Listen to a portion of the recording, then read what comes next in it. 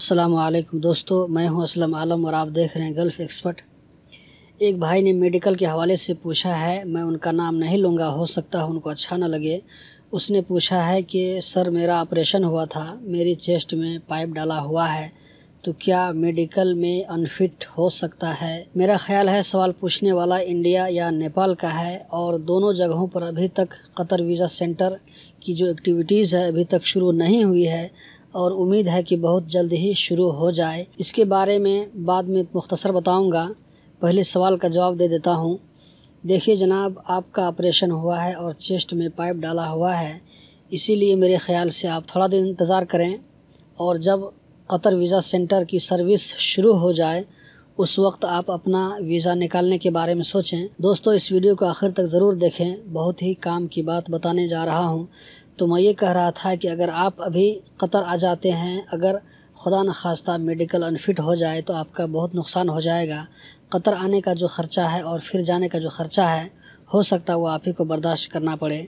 लेकिन अगर आप कतर वीज़ा सेंटर से मेडिकल कराते हैं तो आपको अपने ही मुल्क में क्लियर मालूम हो जाएगा आपका मेडिकल फ़िट है या अनफिट है, और इस सूरत में आपका ख़र्च भी कम होगा। अगर फ़िट है तो आ सकते हैं और अगर अनफिट है तो आपको मालूम हो जाएगा और आप बड़े नुकसान से बच सकते हैं। मैं तमाम दोस्तों को यही मशवरा दूंगा कि अगर आपको मेडिकल फ़िटनेस के हवाले से किसी तरह का कोई डाउट हो तो अपने मुल्क ही से कन्फर्म मालूम करके आएँ, वरना यहाँ पर मेडिकल पास करना मुश्किल होता है।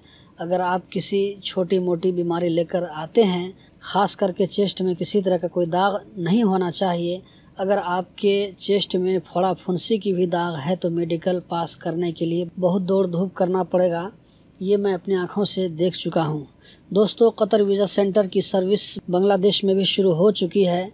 ऑनलाइन वीज़ा सबमिट करने के बाद इस वीज़ा होल्डर का एग्रीमेंट बनाना पड़ता है, और जब से कतर वीज़ा सेंटर की सर्विस शुरू हुई है, बांग्लादेश एम्बेसी जो कतर में है उसका एग्रीमेंट का काम ख़त्म हो गया है। ऑनलाइन एग्रीमेंट बनाने के बाद कतर वीज़ा सेंटर का जो वेबसाइट है उसको ओपन करके मेडिकल डेट लेना पड़ता है। मतलब जो आदमी आने वाला है उसके लिए मेडिकल का डेट लेना पड़ता है और इन सारे पेपरों को मुल्क भेजना पड़ता है, बांग्लादेश भेजना पड़ता है। इसके बारे में अलग से वीडियो में डिटेल से बताऊँगा। अभी वीडियो नहीं बनाया हूँ और कुछ बिज़ी भी चल रहा हूँ, कोशिश करूंगा कि जल्द ही ये काम कर दूं। तो दोस्तों, ये थी आज की छोटी सी अपडेट। उम्मीद करता हूं कि ज़रूर पसंद आई होगी। अगर पसंद आई तो वीडियो को लाइक करके अपने दोस्तों के साथ ज़रूर शेयर करें। अगर नए हैं तो चैनल को सब्सक्राइब कर लें और बेल आइकन को भी प्रेस करें ताकि इस तरह की इन्फॉर्मेटिव वीडियो आपको मिलती रहे।